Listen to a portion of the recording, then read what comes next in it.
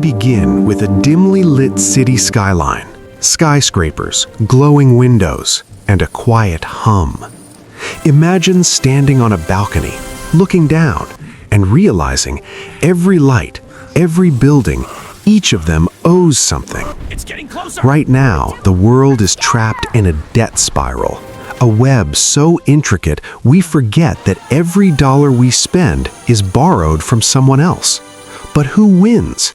And why can't we just escape? Together we have achieved It matters now because in the last 50 years, global debt has exploded, so much that it's bigger than the entire global economy.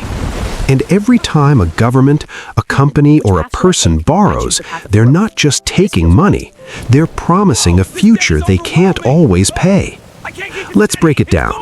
Imagine a country like the US.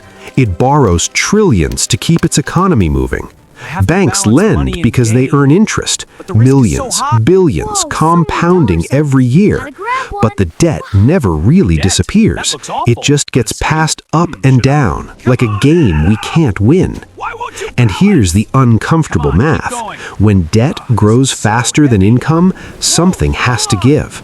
Households, businesses, even entire nations, they all get squeezed. And while we're told that growth will save us, the truth is some players always benefit. Hedge funds, private equity, even central banks, they profit off this endless cycle.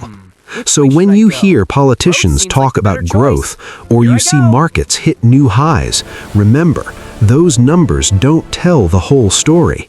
They hide a deeper, quieter truth. And that's the question. If debt is the engine, who really steers the ship? What happens when that ship hits a wall? Oh no, it's all coming down. The money is everywhere.